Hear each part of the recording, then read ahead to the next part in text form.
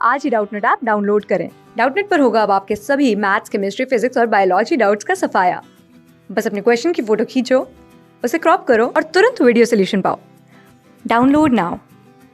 Question में हमसे कहा गया है कि दिए गए ऑप्शंस को देखकर हमें बताना है इनमें से कौन सा पेयर इनकरेक्टली मैच्ड है या इनकरेक्टली क्लब किया गया है नहीं इकट्ठा। तो अपने ऑप्शंस को अगर देखते हैं, सबसे पहले कह रहे हैं कि अडल्ट एनिमल में ऐसा सेल जो कि डिवाइड नहीं होता, हार्ट सेल, ये बात यहाँ पर करेक्ट है। हम जानते हैं कि अगर हम हायर एनिमल्स की बात करें तो हार्ट जो है ये किसी भी हायर एनिमल के सर्कुलेटरी सिस्टम का या ब्लड वैस्कुलर सिस्टम का एक बहुत ही इम्पॉर्टेंट हिस्सा है।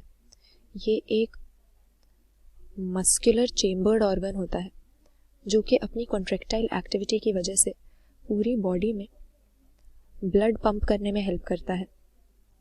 और इसके जो सेल्स हैं जो कार्डियक मसल्स को मेकअप कर रहे हैं वो काफ़ी एक कॉम्प्लेक्स अरेंजमेंट में होते हैं और यही सेल्स आपस में मिलके वो एक्शन पोटेंशियल जनरेट करते हैं जो कि हमारी हार्ट बीट इनिशिएट करता है या जिसकी वजह से हमारा हार्ट बीट होता है। तो अगर बार बार ये सेल्स एज होंगे और फिर नए सेल्स यहाँ पर आएंगे तो ये जो इनका कॉम्प्लेक्स नेटवर्क है नोडल टिश्यू का, ये बिगड़ जाएगा। और इसीलिए अडल्ट एनिमल्स में हम यही देखते हैं कि हार्ट के जो सेल्स हैं या कार्डियक मसल्स के जो सेल्स हैं वो डिवाइड नहीं करते, वैसे के वैसे वो रहते हैं। और यही रीज़न है कि हार्ट में अगर कोई इंजरी हो जाती है, कोई डैमेज हो जाता है तो हमारी बॉडी अपने आप उसको रिपेयर नहीं कर पाती है, बहुत ही सीरियस इशू हो जाता है ये। तो यहाँ पे ये पहला स्टेटमेंट तो करेक्ट है।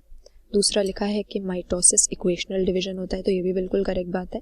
सेल डिवीजन जो है वो दो तरह का होता है, एक होता है माइटोसिस, दूसरा होता है मियोसिस। तो माइटोसिस में तो हम यही देखते हैं कि अगर जो पेरेंट सेल है वो डिप्लॉयड है तो डिवीजन इस तरह से होता है कि उसके जो डॉटर सेल्स बनेंगे वो भी डिप्लॉयड होंगे, यानी क्रोमोसोम नंबर में प्लॉइडी में कोई अंतर नहीं आएगा। लेकिन मियोसिस यहाँ पर रिडक्शनल डिवीजन कहलाता है। क्यों कहलाता है? क्योंकि इसमें हम देखेंगे कि अगर एक डिप्लॉयड सेल मियोटिक डिवीजन कर रहा है तो इसके डॉटर सेल्स हेप्लॉइड हो जाएंगे, यानी क्रोमोसोम नंबर जो है यहाँ पर हाफ हो जाता है। तो मियोसिस रिडक्शनल डिवीजन है और माइटोसिस इक्वेशनल डिवीजन है, ये बात भी यहाँ पर करेक्ट है। तीसरा लिखा हुआ है कि काइनेटोकोर वो डिस्क शेप स्ट्रक्चर है जो सेंट्रोमेयर के सरफेस पे हमें मिलता है, तो ये बात भी करेक्ट है। हम क्रोमोसोम के अगर स्ट्रक्चर की बात करते हैं तो उसमें हमें सेंट्रोमेयर नाम का एक स्ट्रक्चर मिलता है जो कि सेल डिवीजन के समय पे, न्यूक्लियस के या जेनेटिक मटेरियल के डिवीजन के समय पे बहुत ही इंपॉर्टेंट रोल प्ले करता है, क्योंकि इसी सेंट्रोमेयर पे हमें काइनेटोकोर नाम का ये डिस्क शेप स्ट्रक्चर मिलता है। और इसी काइनेटोकोर के साथ स्पिंडल फाइबर्स की अटैचमेंट होती है जिसकी वजह से ऑपोजिट पोल्स की तरफ जो है क्रोमोसोम्स वो मूव करते हैं। तो ये भी करेक्ट बात है, सेंट्रोमेयर पे मिलने वाला डिस्क शेप स्ट्रक्चर है। और रोल भी इसका यहाँ पे हमने डिस्कस कर लिया कि जो स्पिंडल फाइबर्स हैं वो काइनेटोकोर से आके अटैच होते हैं। लास्ट में जो हमें दिया हुआ है, कह रहे हैं कि माइटोटिक मेटाफेज पे माइटोटिक स्पिंडल की असेंबली की इनिशिएशन होती है, यानी माइटोटिक स्पिंडल असेंबल होना शुरू होता है। तो ये यहाँ पे हमारा मिसमैच हो गया, क्योंकि अगर हम एक माइटोसिस की प्रोसेस देखेंगे सेल डिवीजन की, इक्वेशनल डिवीजन की, तो उसमें हमें कौन से फेज मिलते हैं? 4 फेजेस में उसको डिवाइड कर सकते हैं mainly, prophase, metaphase, anaphase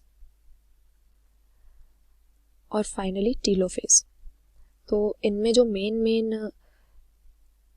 events होते हैं वो यहाँ पर आइए हम डिस्कस कर लेते हैं ताकि हमें पता लग सके ये स्टेटमेंट गलत क्यों है।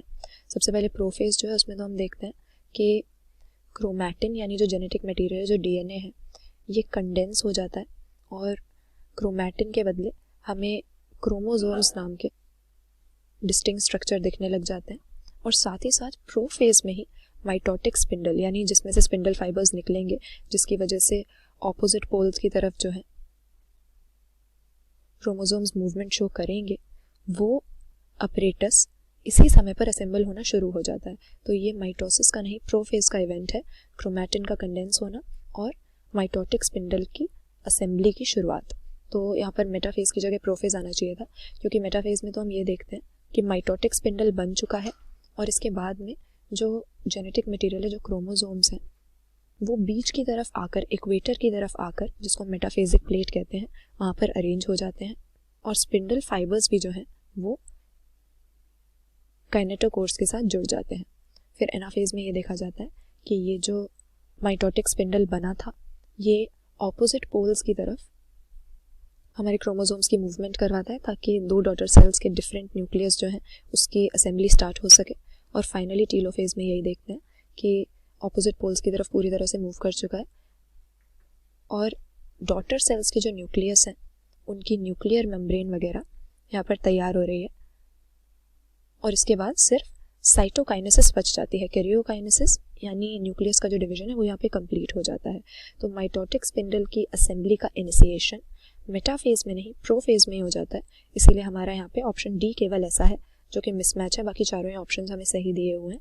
हार्ट सेल्स एडल्ट एनिमल्स में डिवाइड नहीं करते क्योंकि कार्डियक मसल्स के सेल्स का एक कॉम्प्लेक्स नेटवर्क होता है नोडल टिश्यू का, जो कि कार्डियक साइकिल को प्रॉपर्ली कैरी आउट करने के लिए ज़रूरी है। बार बार ये डिवाइड करेंगे, डिफ्रेंशिएट करेंगे तो ये नेटवर्क बिगड़ जाएगा।